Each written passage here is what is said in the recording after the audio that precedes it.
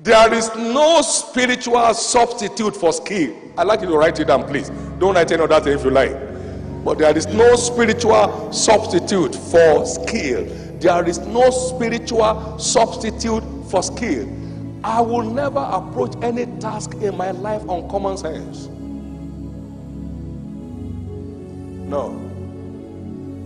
When we are going to start Word of Faith Bible Institute, I went through 8 Bible schools, gather all their materials, study all their materials, ask those I could meet questions among them, and then from their questions I knew why they were where they were, so I would not repeat their problem. There is no substitute for what? Skill. So our Bible school began in 1986 and is growing in tempo continuously. One of my sons who graduated in the Bible school in 1995 has one of the largest churches in Nigeria today. They are building a 40,000 seat auditorium right now.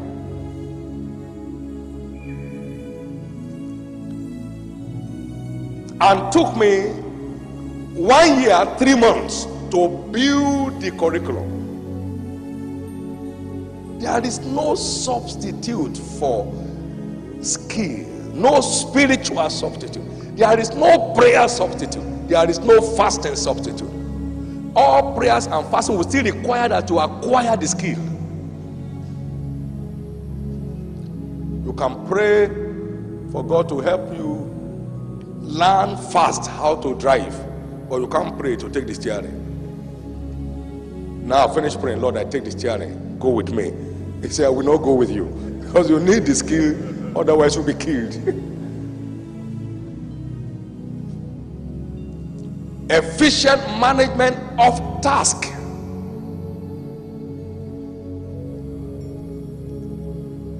Efficient management of task. Then efficient management of material resources. Come on, say material resources.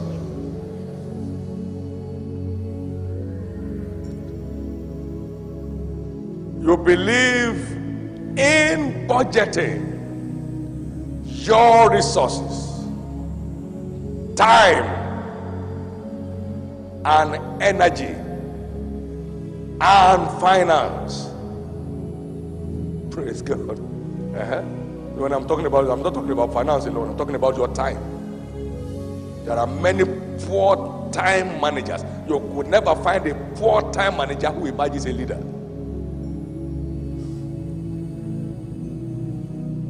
Great leaders are efficient managers of time. They don't only go to work, they actually work. Most people run their own businesses. They only go to work, they don't work. They have O2 and O3 that answers every second. Even when they are praying, their phones are on. They answer the person, yes, I'm praying. Then another person comes, yeah, I'm about to finish praying. Efficient management of material resources, which includes your time, your energy, and then your financial resources.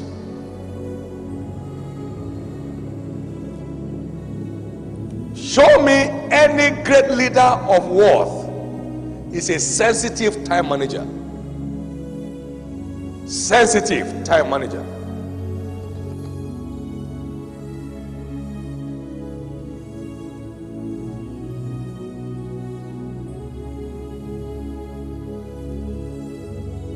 Is a committed energy manager. He knows where to invest his strength, and he does.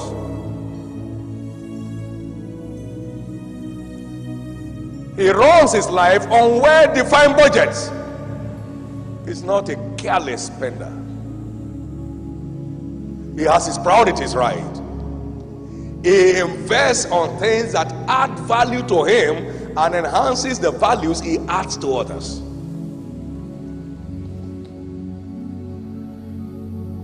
You can't be in all those things and not manage human resources at your disposal productively. You will, because it will build up to that. That's why from Genesis 1:26, Genesis 2:8, 15, and 16, I've come out with that definition that leadership is the product of efficient management of self, task, material, and human resources.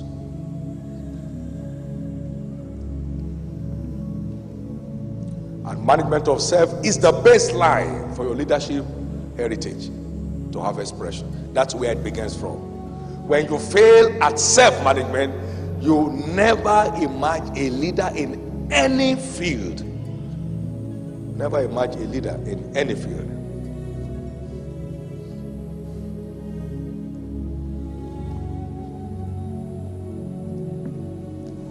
I hope we are having a very good classroom experience, are we? You can see now that they don't clap in this kind of method today. This is no more simple equation. It's graduated to complex equations, and you have all it takes to grab it. I want you to live here and just reprogram your life, because there is more inside you than you ever can imagine. It's just to prime it so it can move into motion. There is a lot inside you. There's a lot inside you.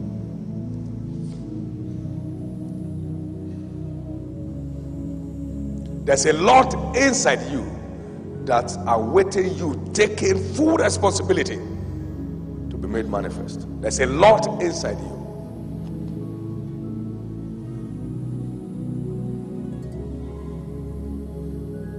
Let's therefore look at what I've called leadership covenant. Ecclesiastes chapter 10 and verse 5 to 18.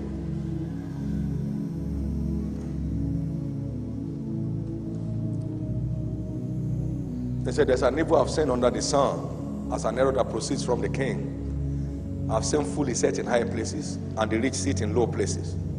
I've seen servants riding on horses, and princes walking on foot as servants. What is responsible? He that removeth stone shall be endangered. He that breaketh an edge, a serpent shall bite him. Now, that's where the word covenant comes. That means that situation arose because people have broken the edge. Now that you know you have a leadership heritage, for you not to lose your own place on your horseback, let's find out the analysis of their situation.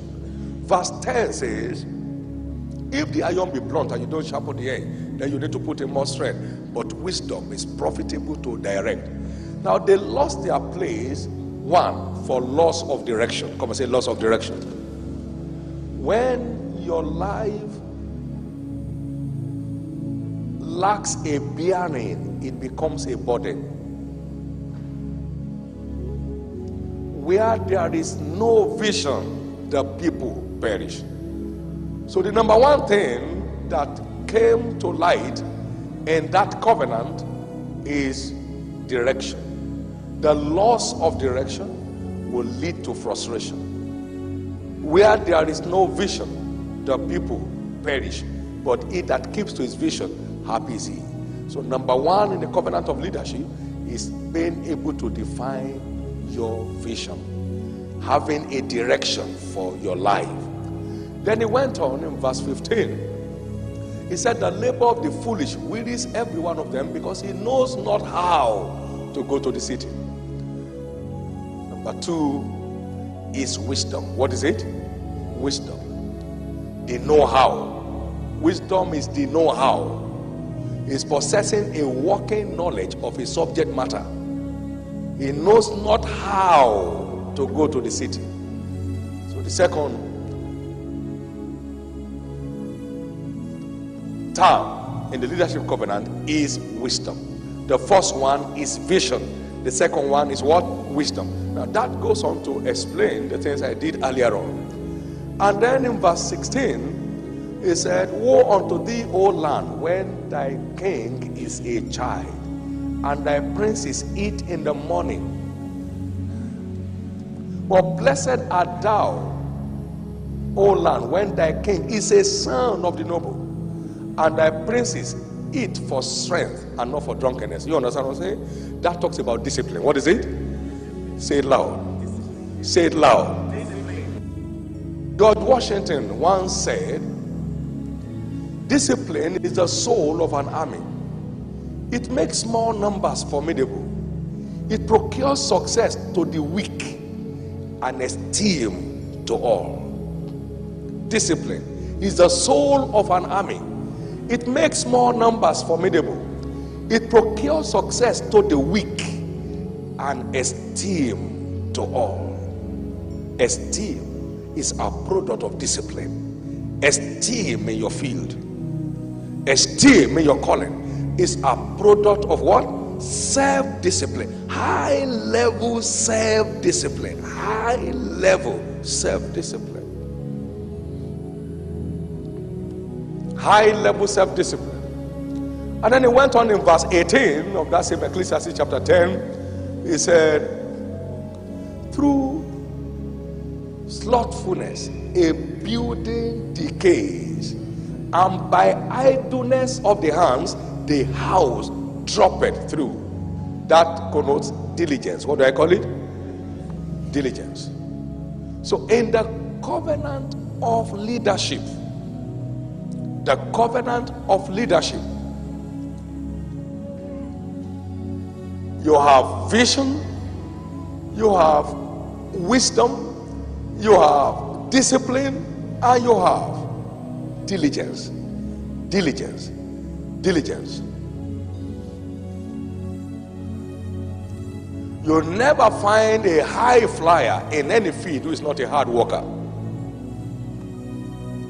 Check it out.